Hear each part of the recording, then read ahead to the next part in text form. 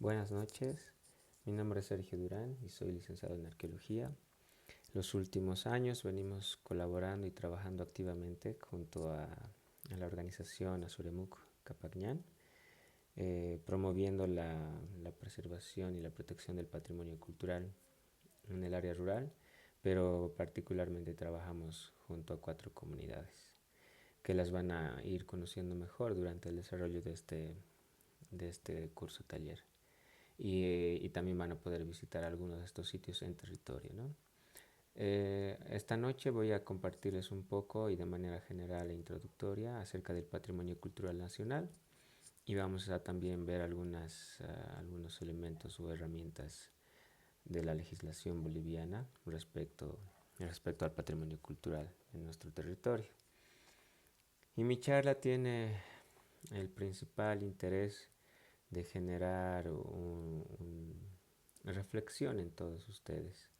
Reflexión, generar un espacio de diálogo, de discusión, porque si bien yo voy a mencionar acerca de la legislación, no significa que las soluciones están dadas, ¿no?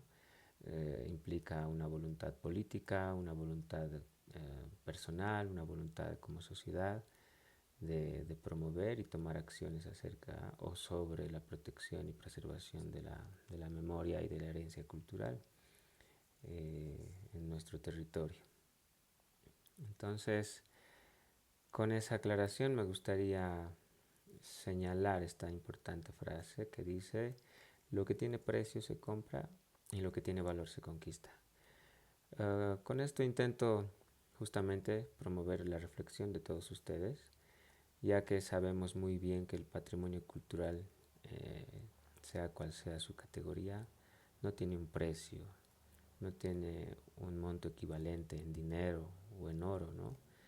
Más al contrario, es algo que no tiene valor, es algo invaluable, que fue creado, desarrollado en algún momento y el principal objetivo es que este patrimonio se conserve y se preserve a través del tiempo porque alberga una memoria determinada de un lugar, de una población, de una sociedad, de una época, ¿no? Entonces, sobre todo también aclarar que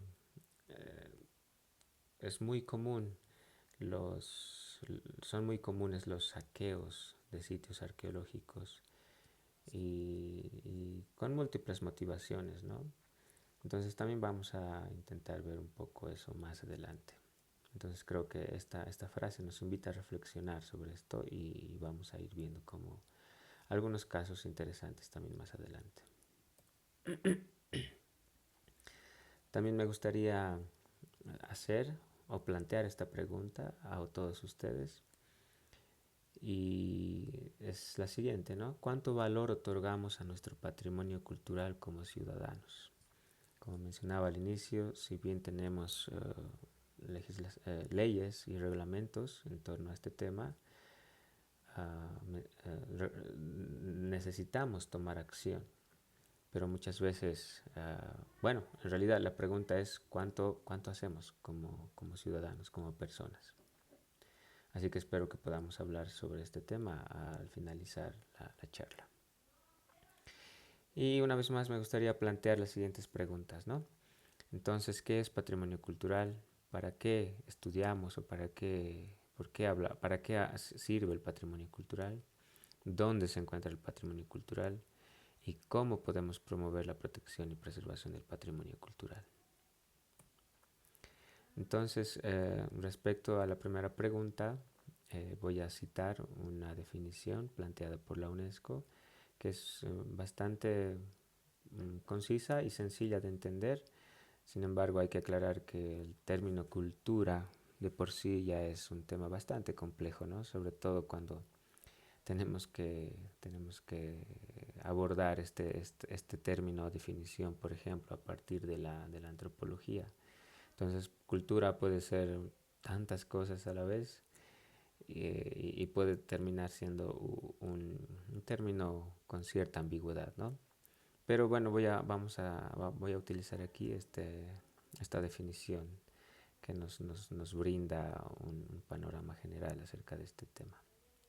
Entonces el patrimonio es el legado que heredamos del pasado, con el que vivimos hoy en día y que transmitiremos a las generaciones futuras. Nuestro patrimonio cultural y natural constituye una fuente irreemplazable de vida y de inspiración.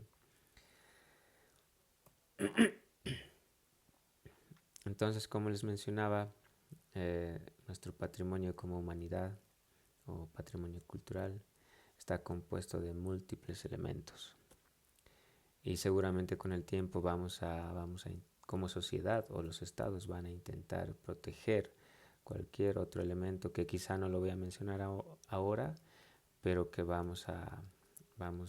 se va a determinar que es parte del patrimonio de una determinada sociedad, grupo humano o grupo cultural. Entonces aquí intento graficar más o menos los múltiples elementos por los que está compuesto el patrimonio cultural. Puede ser monumentos o estructuras, edificaciones, como podemos ver a la derecha el teatro romano, eh, la fotografía, la música, la ciencia, los monumentos, la música, la pintura, el cine, los libros, por supuesto los sitios arqueológicos. Todos estos elementos se constituyen en patrimonio cultural. Y ahí también estoy intentando mostrar la palabra patrimonio en diferentes idiomas, ¿no? Entonces las lenguas también se constituyen en patrimonio inmaterial de un determinado grupo humano. Así que esto nos brinda un panorama de los múltiples elementos por los que se compone el patrimonio cultural. Y también esto nos invita a repensar y a reflexionar acerca de las diferentes maneras de ser y estar en el mundo, lo que nos permite reflexionar sobre la diversidad de pensamientos, de nacionalidades que existe en todo el mundo. Y ninguna es más importante que otra. Simplemente somos diferentes.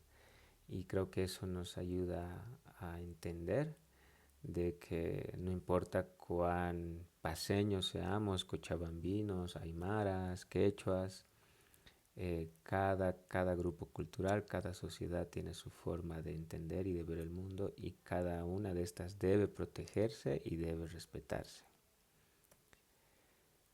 Pero también entender, estudiar el patrimonio cultural desde ya nos invita a ser reflexivos, ¿no? Porque nos permite cuestionarnos acerca del pasado, del presente y del futuro. Y como habíamos visto en la definición, no solo el patrimonio cultural no solo se refiere a los elementos culturales, sino también a todos los elementos naturales. Entonces, como arqueólogo también, por lo menos desde mi ámbito académico, para mí es muy importante y permanentemente los arqueólogos estamos enfrentándonos al pasado, presente y futuro. Y con el siguiente gráfico me gustaría motivar un poco más a esta reflexión, ¿no? Entre pasado y presente y futuro. Y creo que este es un caso bien particular y bien emblemático en el continente europeo, pero del que nosotros podemos tomar mucho aprendizaje.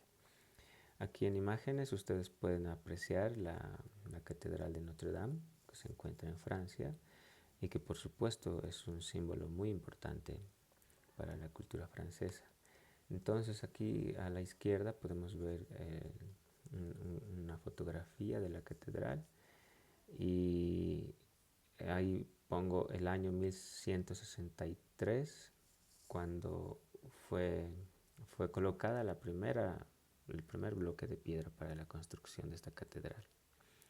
A partir de entonces han ocurrido una serie de sucesos que han logrado que esta catedral se vuelva un emblema de Francia, pero el 2019 sufrió un terrible accidente, gran parte de la catedral se incendió y como ven toda la cubierta estuvo gravemente afectada. Pero al ser un patrimonio tan importante para la sociedad francesa y no solo para la sociedad francesa, sino también para gran parte del continente. Casi inmediatamente las organizaciones internacionales como la UNESCO y otras, y también mecenas, por ejemplo, lograron reunir una gran cantidad de dinero para restaurar la iglesia, o perdón, la catedral. Entonces sí, casi de inmediatamente ese dinero fue invertido y ahora la catedral fue completamente restaurada, ¿no? Ahí tienen una fotografía del año 2022, pero actualmente la catedral está en pleno funcionamiento nuevamente. Entonces creo que esto nos invita a reflexionar de cuánto valor le otorgamos en el pasado, en este caso a un patrimonio cultural edificado o un patrimonio arquitectónico, y cómo en el tiempo puede adquirir tanto valor para una sociedad y si nosotros como sociedad, incluso como personas, no tenemos la capacidad o la sensibilidad para promover la protección y preservación de todo lo que rodea a este determinado elemento, claro, fácilmente corre el riesgo de que todo lo que sabemos en torno a este elemento pueda perderse, ¿no? O en algunos casos, desde la arqueología, es casi nada lo que sabemos y tenemos que intentar decodificar o reconstruir toda la información que podamos reunir. En este caso, a partir de en el caso ejemplificado, diré, a partir de la arqueología y el apoyo de otras ciencias. Entonces, cada, cada acción que vayamos a desarrollar en un determinado momento nos va a estar trazando un futuro a corto, mediano y largo plazo en torno a, en este caso, como estamos mencionando, en relación a un determinado patrimonio cultural. Y por ejemplo, para nosotros aquí en el occidente de Bolivia, uno de los sitios arqueológicos más importantes, no solo en Bolivia, sino también en la región, es desde luego el sitio arqueológico de Tiwanaku. Entonces la pregunta es, como personas, como arqueólogos, como habitantes del municipio de Tiwanaku, ¿cuánto estamos contribuyendo para que el sitio en el futuro pueda estar mejor, cada día mejor, mejor preservado, que pueda promover mayor cantidad una mayor llegada de turistas y todo lo que implica, ¿no? Entonces, por eso es que al inicio planteaba esa pregunta, ¿no? ¿Cuánto estamos haciendo realmente? Entonces podemos pasar a la siguiente pregunta, ¿y para qué? ¿Para qué nos sirve? ¿Qué utilidad? ¿O cómo puede ser útil a una sociedad proteger, preservar, estudiar el patrimonio cultural? Y bueno, aquí planteo tres elementos, creo que son muy importantes y desde luego podríamos plantear otros más, pero por lo menos podemos tomar como punto de partida estos tres. Por ejemplo, nos permite saber quiénes somos y de dónde venimos. Podemos plantear nuevamente esta reflexión, ¿no? Entre pasado, presente y futuro. También nos permite educar y transmitir esta información a otras generaciones. Y finalmente nos contribuye a comprender el sentido de identidad y de comunidad. Todos estos elementos pueden tener un doble sentido quizás, porque en algunos casos podemos promover cierto odio o posición de poder en torno a este sentido de identidad y comunidad, y es por eso que al inicio les mencionaba que el planeta es completamente diverso y hay diferentes modos de percibir el mundo de una sociedad a otra, incluso de persona a persona, ¿no? Entonces tenemos que también ser bastante sensibles y cuidadosos con todos estos elementos.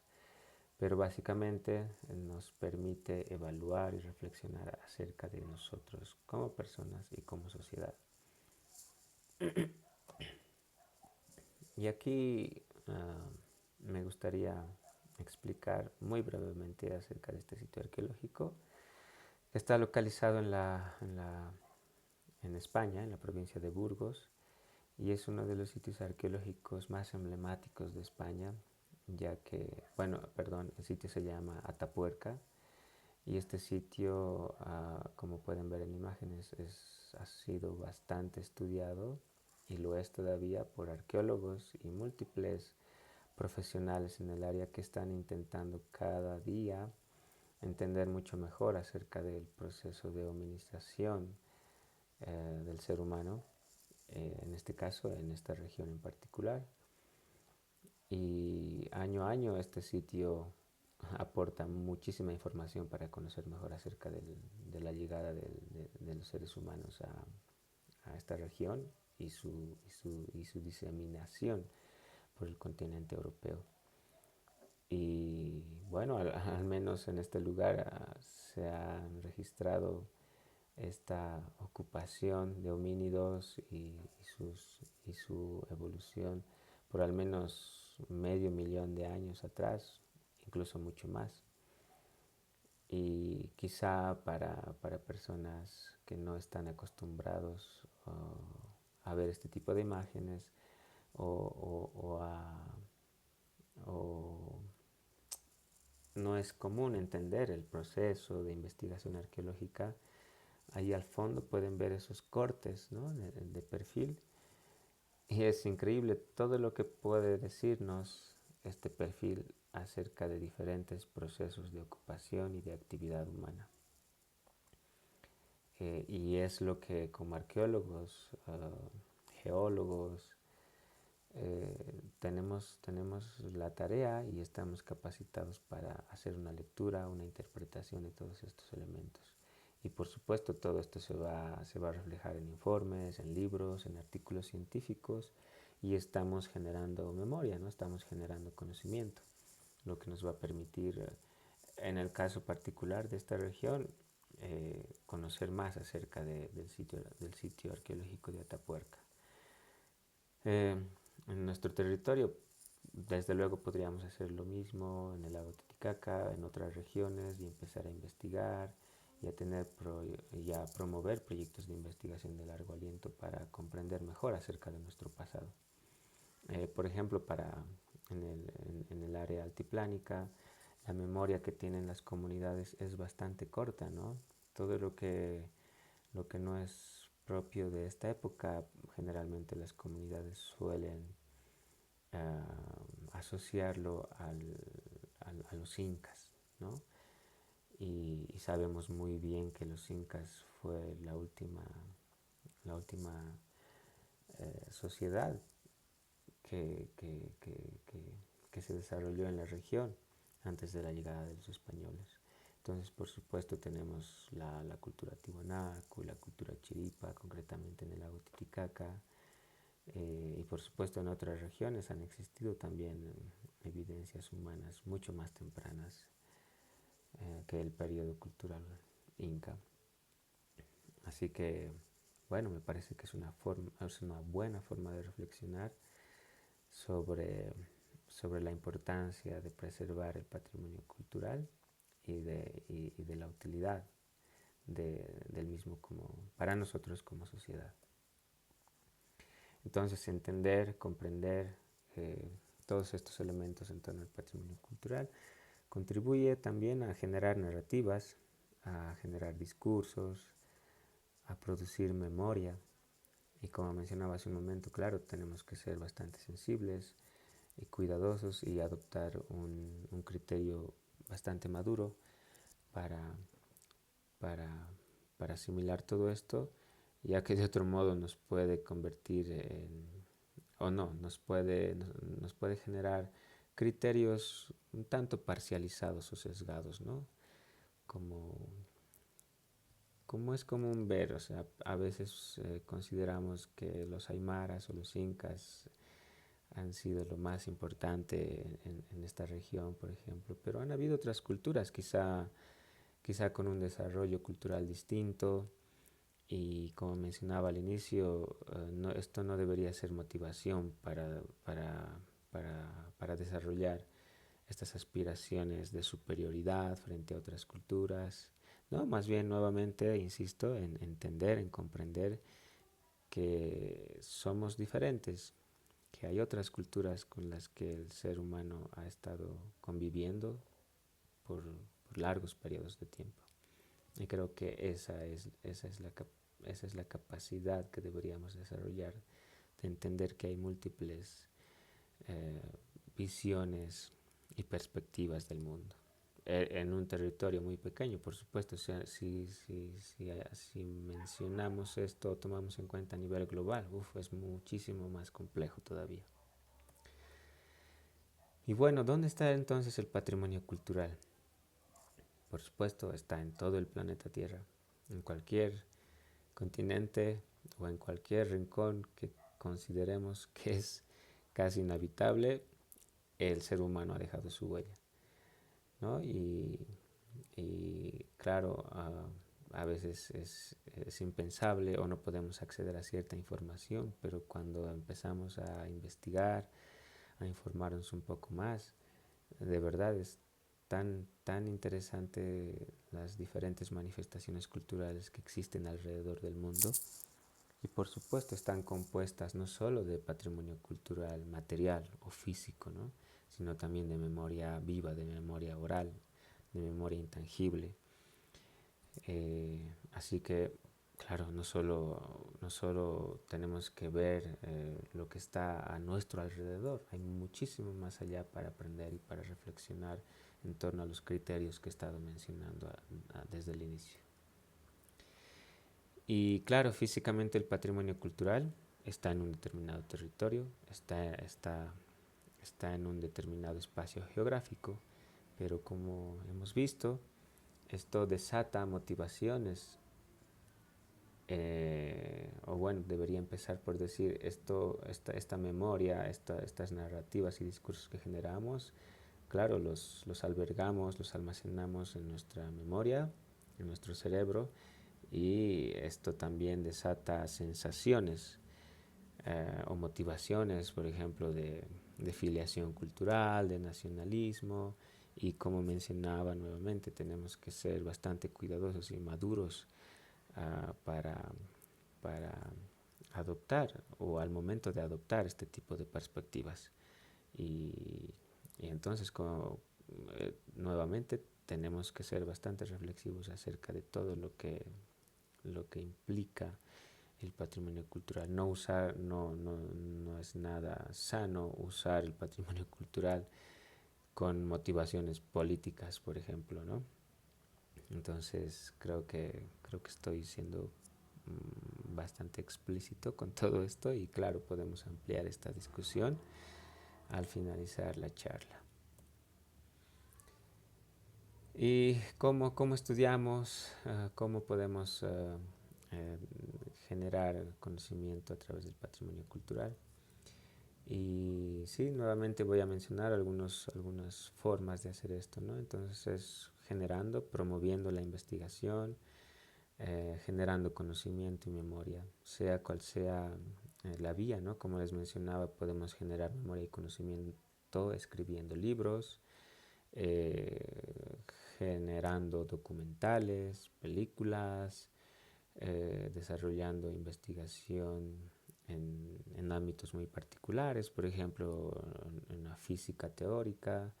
No solo es a partir del patrimonio cultural, ¿no? O de algunos elementos arqueológicos en concreto. Como mencioné hace un momento, hay muchísimas formas y canales por donde nosotros podemos generar esta memoria. Pero claro, una vez teniendo esta memoria, este conocimiento generado, también es una obligación, un deber, desarrollar políticas públicas para su protección y preservación en el tiempo. Y si bien esta tarea está más asociada o vinculada a los países, a las políticas que establecen cada país, cada nación, desde luego contar con profesionales capacitados en diferentes ámbitos van a permitir el desarrollo exitoso de estas políticas públicas. Y finalmente, y también creo que es algo muy importante, es muy valioso desarrollar conciencia en todos los estamentos de la sociedad Claro, como profesionales a veces nosotros llegamos a utilizar un lenguaje no tan digerible o no tan sencillo de comprender para otras personas. Pero gracias, por ejemplo, a Soremuk estamos intentando generar esa conciencia en comunidades que viven en el área rural. Y nosotros tenemos la tarea y un trabajo arduo para promover esto en gente que se dedica a la agricultura, por ejemplo, ¿no? O niños o jóvenes de escuela. Entonces hay que desarrollar las mejores formas de poder motivar a diferentes, a toda la población en de diferentes edades, de diferente género, y es una labor que implica la participación de bastantes profesionales. Entonces, como mencionaba hace un momento, claro, como arqueólogo puedo decir con mucha certeza que para generar toda esta memoria tenemos que aprender a decodificar todo lo que queremos entender o la memoria que creemos que es importante desarrollar.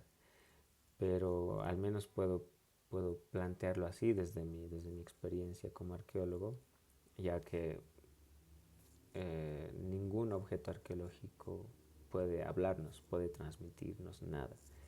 Somos nosotros que a través de nuestra experiencia, a través de nuestros estudios y a través del contexto geográfico y cultural de un determinado objeto o conjunto de objetos, podemos intentar reconstruir la historia de este objeto de una determinada sociedad. Y creo que es muy similar con otros ámbitos de la ciencia.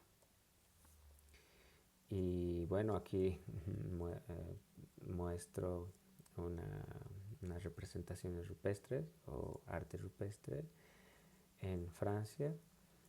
Y a mí me gusta usar esto como ejemplo porque, claro, en el siglo XXI las redes sociales han, han empezado a adquirir tanta fuerza que entre los más jóvenes, y claro que yo también lo hice en algún momento, solíamos hablar mucho y hasta ahora de qué es lo que publicamos en nuestro muro de Facebook, por ejemplo. ¿No? Las historias y esas cosas que yo no estoy muy familiarizado con esto, pero sí conozco. Pero imagínense, durante la prehistoria en Europa, la gente también tenía sus muros. Y sus muros eran bastante complejos, ¿no? Así como esta cueva, por ejemplo, que fue hallada en Francia. Y ellos graficaban y pintaban ahí sus escenas de vida, escenas de caza, en algunos casos escenas abstractas de de las que los arqueólogos o especialistas en esta área intentan saber cada día un poco más. Y también retomando algunos puntos que he mencionado hace un momento, estas cuevas son demasiado importantes, no solo están en Francia, están en varios lugares de Europa y son una de las manifestaciones más tempranas durante la prehistoria en Europa. Y entonces los estados de Francia, de España y otros de Europa le han dado el real valor a estas evidencias culturales y las protegen, pero de manera exquisita, ¿no? Tanto que algunas de estas cuevas solo pueden acceder los investigadores que están llevando a cabo una determinada investigación. E hicieron réplicas como las que ven aquí para la recreación de la gente, para que niños, adultos puedan visitar y conocer estas representaciones rupestres. Bueno, puedo hacerles aquí una pregunta. ¿Cuántos de estos o cuánto hemos hecho nosotros por algunos de estos sitios iguales a este o similares en nuestro país? Creo que la respuesta puede ser bastante obvia. Y también podríamos comentar estos temas al finalizar. Y bueno, para decodificar toda esta información, como sociedad necesitamos servirnos de varias ciencias, ¿no? Como la arqueología, la historia, la antropología, la química, la biología, la botánica, la física y un largo etcétera, ¿no? Creo que también tenemos que reflexionar, ya que ninguna de estas áreas del conocimiento o de la ciencia son más importantes que otras. Más bien eh, frecuentemente nos damos cuenta de lo importante que es conectar y colaborar entre diferentes ciencias, que ninguna está aislada de otra. Y bueno, después de haber comentado eso brevemente, como les mencionaba, también una vez generado todo este conocimiento, una vez que se está desarrollando esta memoria, también es el deber de cada país generar una legislación. Y por supuesto hay legislaciones en una escala internacional, nacional, departamental. En Bolivia hay varias leyes municipales que promueven la protección del patrimonio cultural. Y en una escala de comunidad también considero que sí, no de manera concreta, pero sí, ahí están los estatutos, ¿no?, que tiene cada comunidad. Y bueno, a mí me gustaría mencionar algunos de los elementos más importantes en una escala internacional. Y creo que la principal institución que promueve no solo la protección del patrimonio cultural, sino también la, la generación o la producción de conocimiento, sin duda es la UNESCO, ¿no?, con sede en Francia, que es la Organización de las Naciones Unidas.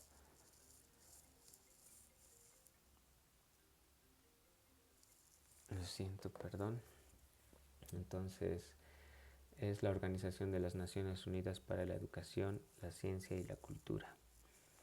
Eh, Esta institución promueve muchas actividades a nivel internacional y por supuesto eh, nos muestra algunos lineamientos generales que con los que cada país puede alinearse para promover la protección y preservación de la cultura.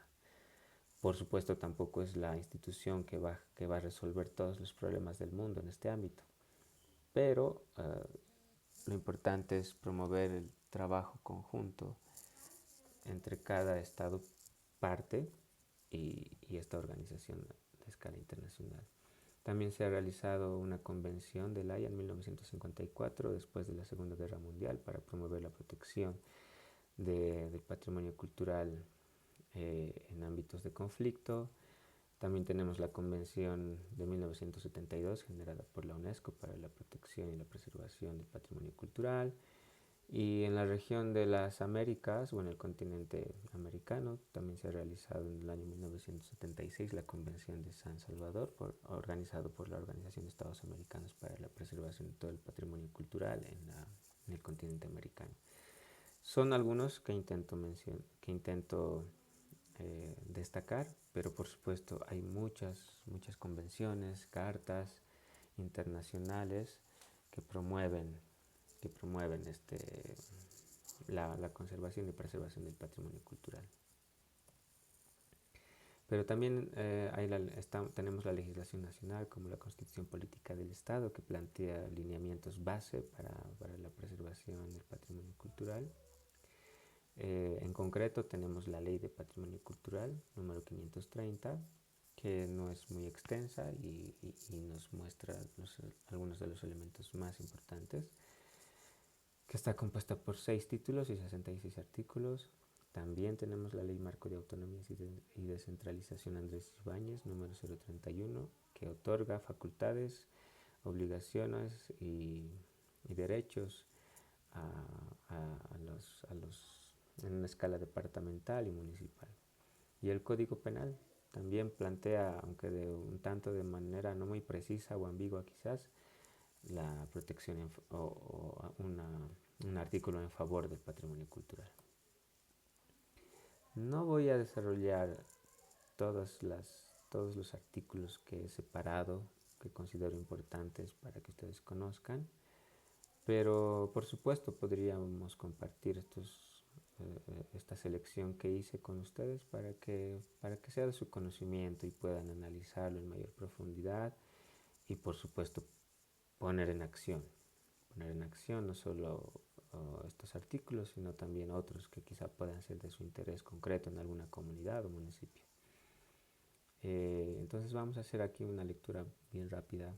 Por ejemplo, la Constitución Política del Estado, en el artículo 42, parágrafo 2, señala que la promoción de la medicina tradicional incorporará el registro de medicamentos naturales y de sus propios activos, así como la protección de su conocimiento como propiedad intelectual, histórica, cultural y como patrimonio de las naciones y pueblos indígena, originario, campesinos.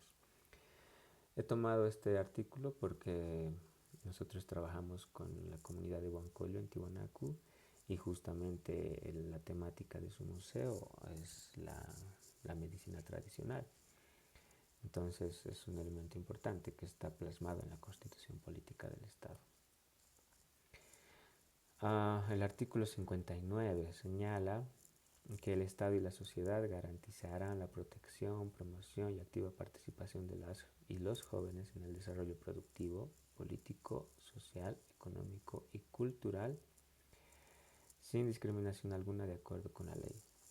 Considero que este artículo es bastante importante porque Asoremuk trabaja con museos comunitarios y promueve la creación y la articulación de las comunidades a través de los museos comunitarios, donde la participación de las escuelas es fundamental para brindar sostenibilidad a estos museos. Entonces la participación de jóvenes es muy importante con una mirada hacia un corto y mediano plazo. Por su parte, el artículo 98 plantea que el Estado asumirá como fortaleza la existencia de culturas indígena, originario, campesinas, depositarias de saberes, conocimientos, valores, espiritualidades y cosmovisiones. Una vez más, el Estado está otorgando el valor a todo el conocimiento que se encuentra en cada una de las comunidades y culturas en nuestro territorio. El artículo 98 señala que será responsabilidad fundamental del Estado preservar, desarrollar, proteger y difundir las culturas existentes en el país. ¿No? La Constitución Política del Estado está delegando de esta importante misión al Estado y nuevamente tenemos que preguntarnos a nosotros mismos cuánto realmente está haciendo el Estado para cumplir o para desempeñar esta tarea. Y bueno, voy a pasar un poco más rápido para no alargar. Quisiera exactamente tocar también algunos puntos de la ley número 530, ¿no? La ley de patrimonio cultural boliviano. Y ya que en Asoremuk trabajamos con museos comunitarios, creo que es muy importante señalar que la definición de museo comunitario fue insertada en la ley de patrimonio cultural boliviano gracias al trabajo y a la voluntad de otra organización que era SIMUCOP.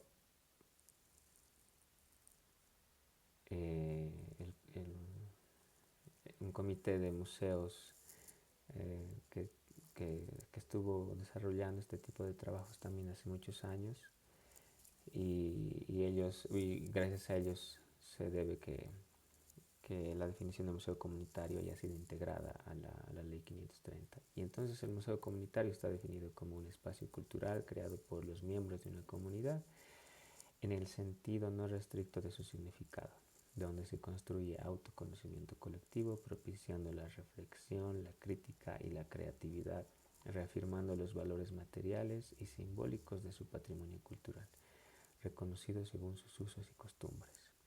Entonces considero que este es un avance muy importante porque Sobre todo con las comunidades con las que trabajamos en Asuremuk, creemos que estamos logrando poco a poco darle cuerpo a la definición de museo comunitario. Y es una satisfacción porque precisamente son las comunidades y cada uno de sus integrantes quienes tienen que asumir este rol de promover la protección y preservación de lo que existe en su comunidad. Y ese proceso colectivo y de reflexión es muy importante. Bueno, el artículo 11 plantea que los propietarios o custodios de bienes culturales, materiales, muebles e inmuebles, en razón del interés público y de la conservación adecuada del patrimonio, deberán cumplir con su registro, conservación, protección y exposición, evitando su abandono, robo, destrucción o deterioro, de acuerdo a las restricciones establecidas en la presente ley y su reglamento. Entonces, nosotros estamos trabajando con 4 comunidades, pero en 6 comunidades hemos realizado esta tarea, ¿no? De registrar una determinada cantidad de objetos arqueológicos. Entonces, por primera vez, estas 6 comunidades cuentan con un registro en fichas del patrimonio cultural que se encuentra en un pequeño depósito o museo comunitario. Y creo que es un avance y estamos dando lugar a lo que plantea el artículo 11 de la ley 530. Y por supuesto, cada comunidad o cualquier otra comunidad de nuestro territorio, en este caso Bolivia, debería promover también este tipo de tareas. Bueno, algo que quizá nos interesa a todos es que el artículo 13 plantea que el patrimonio arqueológico, paleontológico y subacuático boliviano descubierto y por descubrir es de propiedad del Estado Plurinacional de Bolivia, por lo que no procede la figura de expropiación de estos bienes. Esta propiedad es colectiva e incluye a todas las bolivianos y los bolivianos del presente y de las generaciones futuras. Ninguna persona o institución pública o privada puede reclamarlo a título personal. Creo que esto merece una reflexión, ¿no? A veces en las comunidades o las familias o dueños de un determinado espacio geográfico donde se encuentra algún sitio arqueológico importante piensan que el Estado va a expropiar su territorio, su espacio, y no es así. La idea no es quitar o adueñarse del territorio de alguien, pero por supuesto a través de todo un proceso se puede generar el bien común, tanto para la comunidad, pero también como para un determinado patrimonio arqueológico, por ejemplo. Y creo que eso es importante, tanto para las comunidades como para el Estado, ¿no? Tratar de cumplir de la mejor manera tanto la Constitución Política del Estado y la Ley 530, que ampara todo el patrimonio cultural en Bolivia.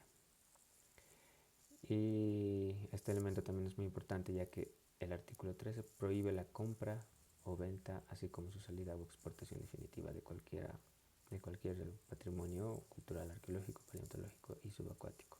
Entonces creo que ahí cada uno de nosotros puede contribuir a que esto deje de suceder porque es un tema latente, ¿no? Todo el tiempo, por lo menos yo lo veo, patrimonio o artículos arqueológicos están siendo vendidos, replicados, y esto es muy triste, ¿no? Porque como mencioné, la gente le está empezando a otorgar un precio, un costo a estos elementos, pero nos están dando cuenta que estamos perdiendo toda la historia que se encuentra alrededor de este objeto. Y eso es muy triste, por supuesto, para mí es mucho más penoso como arqueólogo, pero creo que esto debería ser aún más grave para la gente de las comunidades o de donde son extraídos estos elementos, ya que la vinculación o articulación es casi directa, ¿no? Y bueno, también hay algunos artículos que mencionan las obligaciones, eh, o por ejemplo, esto también creo que es muy importante, ¿no? El artículo 51 señala que los proyectos de obras públicas a cargo de instituciones públicas o privadas que se pretendan ejecutar o se encuentran en ejecución en áreas de influencia directa con el patrimonio cultural boliviano tendrán un tratamiento diferenciado en función a su naturaleza y finalidad conforme a la reglamentación. Entonces, aquí también quiero, quiero apelar a ustedes, ya que en algunos municipios es muy frecuente el desarrollo de proyectos de obras públicas sin la articulación o contratación de un profesional en arqueología, por ejemplo. Entonces es bastante común, y hace unas semanas lo hemos visto, ¿no? Cómo se destruyen diferentes sitios o evidencias arqueológicas. Y fue el caso de un camino prehispánico en la comunidad de Zampaya.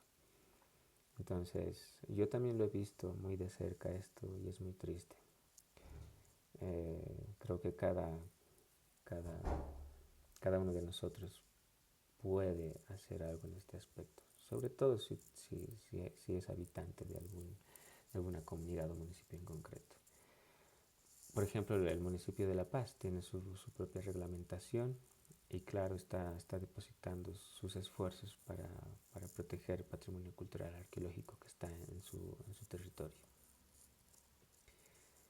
Este artículo hace referencia a algo semejante y a mí me gustaría resaltar esta disposición única y adicional de la Ley de Patrimonio Cultural Boliviano.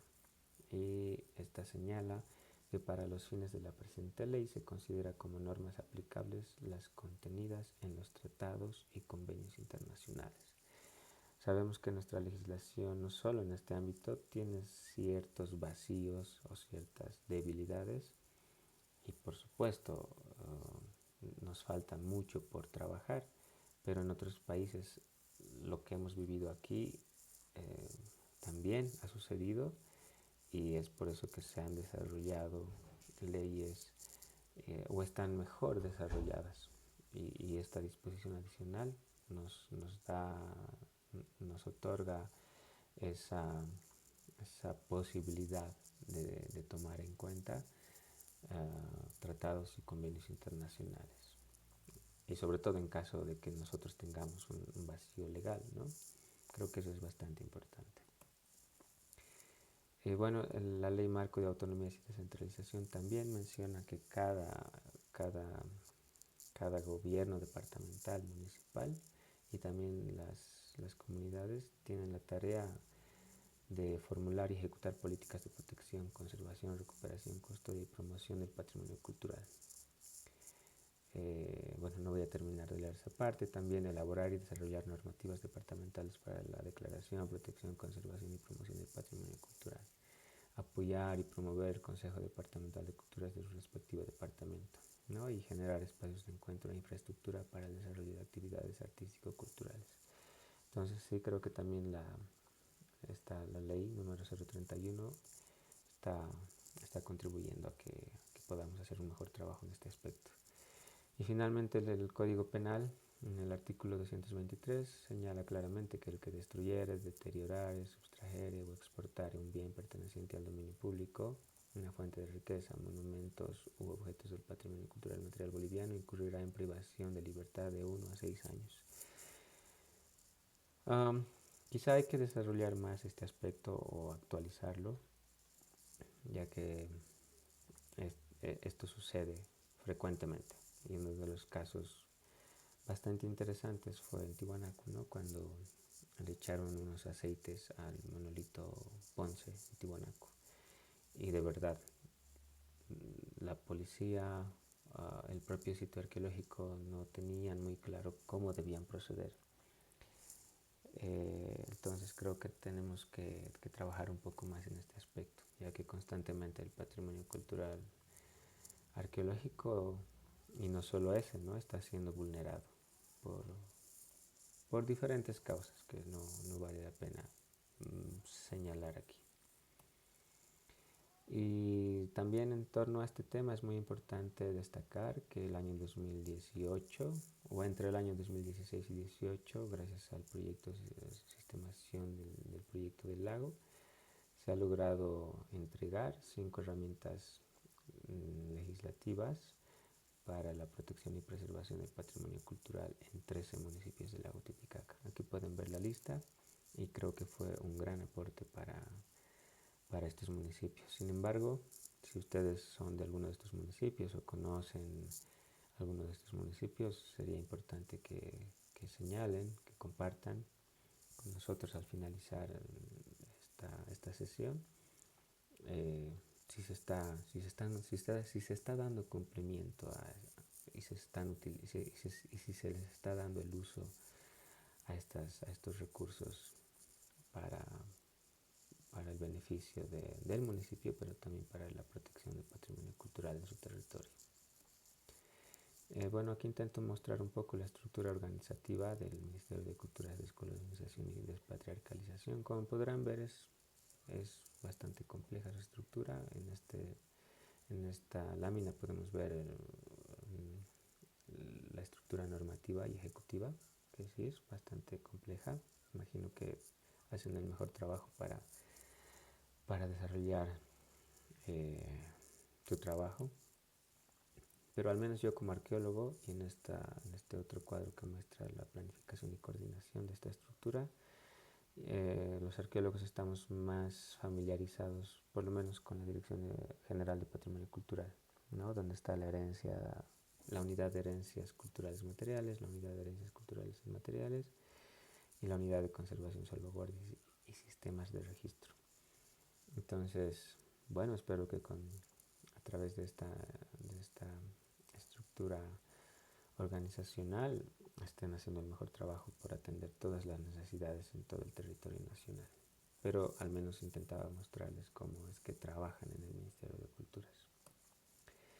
Y es importante señalar que hasta ahora tenemos declarados 69 monumentos nacionales en todo el país. Tenemos 7 declaraciones de patrimonio mundial. La más reciente fue el Capañán, que está integrada por 6 países. Es un patrimonio transnacional. Y tenemos 8 declaratorias de patrimonio inmaterial. Entonces, bueno, muy rápidamente he intentado mostrar algo de la teoría en relación al patrimonio cultural, pero también la legislación, sobre todo local, ¿no? Ya he mencionado algunos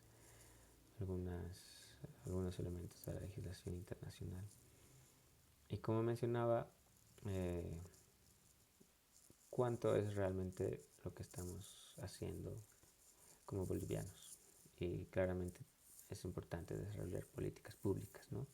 Leyes y reglamentos para trabajar en estos asuntos de la manera más adecuada. Y claro, la teoría plantea una cosa, pero la realidad, no solo en nuestro contexto, sino en una escala internacional también es un tanto distinta, ¿no? Y es por eso que me gustaría mencionar algunos casos, claro, bastante excepcionales, y tiene que ver, por ejemplo, me gustaría mencionar los bronces de Benín, ¿no? Como menciona el titular, los bronces de Benín y el arte usurpado. Entonces, en el año 1987, una expedición de ingleses saquearon, hay todo un contexto histórico, ¿no? Pero se llevaron alrededor de más de 1000 piezas compuestas de bronces, trabajadas en huesos, en madera, y hace unos años atrás, bueno, han sido reclamadas por el país de donde provienen estas piezas. Y varias de estas piezas están en diferentes países de Europa. Y bueno, hay una discusión bastante compleja en torno a este tema. Pero claro, no, como ven, algunos países de África también han sufrido del saqueo de sus bienes arqueológicos. Entonces, ha sucedido cosas como estas en otros países. También tenemos el caso de de las esculturas de San Agustín, que entre el 1913 y 1914 fueron trasladadas algunas de estas o varias de estas esculturas a Alemania y ahora están en un depósito, en un sótano en el Museo de Etnología de Berlín. Y sí, también hay una discusión bastante compleja en torno a estos elementos, sobre todo por algunos activistas colombianos, ¿no? Que reclaman el retorno de estas piezas a Colombia porque fueron el resultado de un traslado injustificado. Y otro elemento que me parece muy anecdótico, un ejemplo bastante peculiar y singular, es acerca del monasterio de San Bernardo de Claraval, que estaba localizado en España y que fue comprado por un adinerado y trasladado en 1925 a Miami, Estados Unidos. Lo anecdótico es que todo el monasterio fue, fue desarmado como si fuera un Lego y cada una de sus piezas fue trasladada en un barco hasta Miami. Y es increíble, ¿no? Cuando hablamos de patrimonio cultural inmueble, es que no se puede mover en este caso porque es una infraestructura arquitectónica. Pero bueno, hay personas como este adinerado que hizo esto, que para él no fue un límite y desarticuló la infraestructura y se la llevó en barco a Miami y allá la volvieron a armar, pero no tenían muy claro cómo armar nuevamente, entonces muchos bloques de roca quedaron sueltos y nunca se supo cuál era su real eh, localización, ¿no? Bueno, ustedes pueden buscar más sobre estos temas y ampliar la información. Y finalmente, en un caso nuestro, muy emblemático, pero muy particular también, o está en torno a la isla de Lequeco. Esta que fue sustraída de, de Tiwanaku y volvió, ¿no? El año 2014, tras 156 años de haber estado en Suiza. Y claro, quizá fue el producto de, un, de motivaciones políticas, pero es un buen caso ya que se conoce muy bien el contexto histórico de cómo esta pieza salió de Bolivia y tuvo que haberse desarrollado un proceso bastante complejo para su retorno. Y bueno, ahora está en nuestro territorio, ¿no? En el Museo Nacional de Arqueología. Entonces, casos como estos hay bastantes en el mundo. Y un hecho emblemático muy significativo también está en torno al disco Echenique o la placa solar, que fue sustraído, o bueno, en realidad fue vendido, ¿no? A Estados Unidos, pero a través de una gestión bastante compleja y con la voluntad de dos estados, es decir, de la República de Perú, Estados Unidos, a través del Museo Smithsonian. Se promovió el año 2021 el retorno de esta pieza bastante significativa para Perú. Entonces creo que además de una voluntad profesional, es muy importante la voluntad política para generar este tipo de acciones en favor del patrimonio cultural.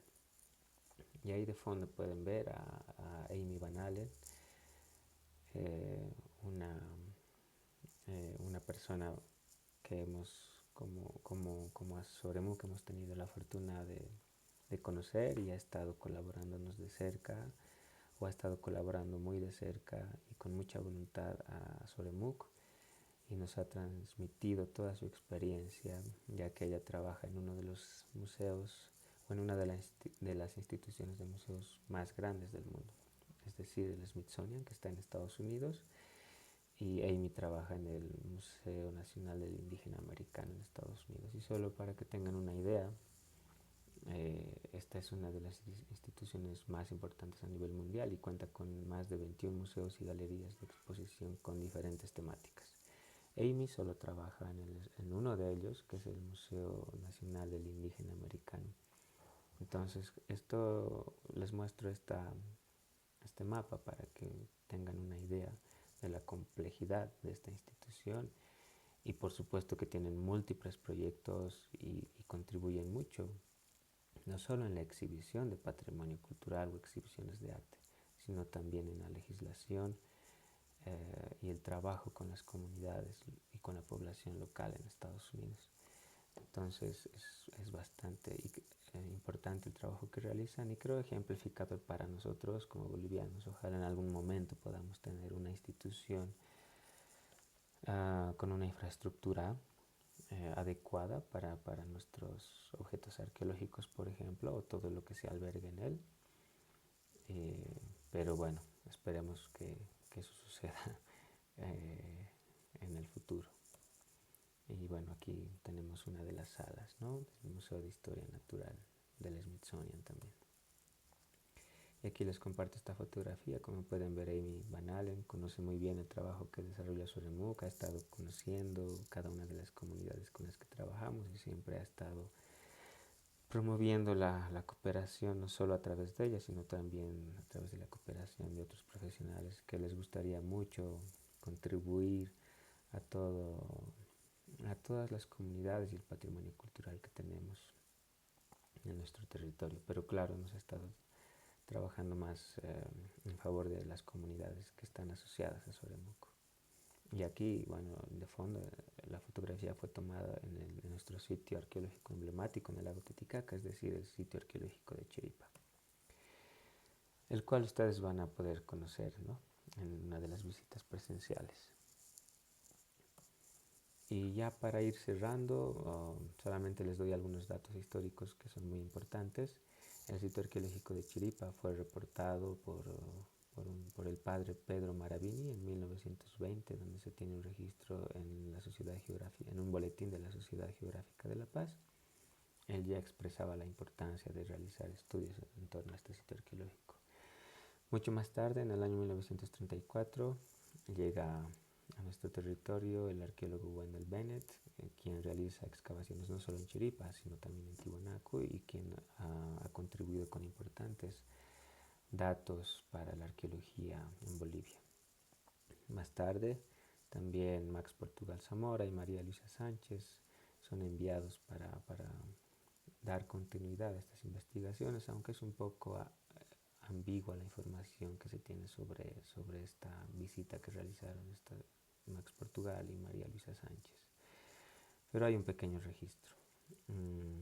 Más tarde también en el año 1955 Alfred Kider II, Gregorio Cordero, William Sawyer y Cole arriban a Chiripa y claro, entre otros lugares también de la cuenca del lago Titicaca y también realizan algunas excavaciones en el sitio. Durante 1974, como 20 años después, en 1975, llegan David Roman y nuevamente con Gregorio Cordero Miranda, desarrollan investigaciones en Chiripa y finalmente uno de los proyectos más importantes y de largo aliento fue desarrollado también por la norteamericana Christine Hastorf, ¿no?, y el proyecto arqueológico Taraco, que a partir de 1992 hasta el año 2023 han estado desarrollando y ampliando las investigaciones y el conocimiento con el que contamos ahora de la cultura chiripa y el cual ha sido muy muy importante para la arqueología de la región, ¿no? Christine Hastorf es una de las arqueólogas de referencia en torno a la arqueología no solo de Chiripa sino también de la cuenca del lago Titicaca. Entonces aquí pueden ver que este sitio arqueológico ha sido generalmente estudiado por arqueólogos norteamericanos, los cuales han contribuido de manera notable en el sitio arqueológico, y cuando vayan a conocer un poco más de la museografía que se ha implementado con el trabajo con Asuremuk, van a poder ampliar estos datos que les estoy dando, pero también otros datos ya más arqueológicos de la cultura chiripa. Y bueno, ya para ir cerrando, eh, he mostrado un poco la parte teórica, la parte de legislación, y sabemos que todos estos elementos se desarrollan porque hay un problema, ¿no? Puede ser el mal uso del patrimonio cultural, los saqueos, el expolio, y por supuesto la legislación y la reglamentación se desarrolla en base a estos problemas identificados. Pero ¿qué hacemos cuando tenemos fragilidad legal o vacíos legales? No significa que no tengamos que hacer nada y esperar a que alguien más lo haga por nosotros, ¿no? Entonces es en este aspecto que, considerando varios de estos problemas, en el año 2016 hemos trabajado junto a otros profesionales y hemos encontrado una oportunidad, ¿no? A través de estos problemas identificados hemos encontrado una oportunidad para trabajar en beneficio de las comunidades y simultáneamente de la preservación y protección del patrimonio cultural, tanto material como inmaterial. Y es de esa forma que, a través de un largo proceso, un largo aprendizaje, una, un, ¿cómo puedo decir? El trabajo de varios profesionales. Y sí, creo que lo más importante ha sido el largo aprendizaje y experiencia que hemos acumulado trabajando con comunidades, considerando que lo hemos hecho de manera independiente entre profesionales y representantes de comunidades. Finalmente dimos lugar a Soremuk Capacñán. Y creo que hemos logrado contribuir bastante a las comunidades con las que trabajamos, pero ahora también estamos, a través de estos cursos, generando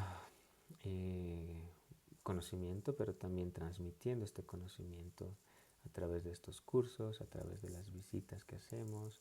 Estamos intentando articularnos a nivel internacional también con otras comunidades que se interesan por el trabajo que hacemos, y estamos todavía en ruta trabajando, ¿no?, por el patrimonio cultural. Ah, entonces es cuanto puedo compartirles. Espero que esto haya sido de mucha utilidad para ustedes.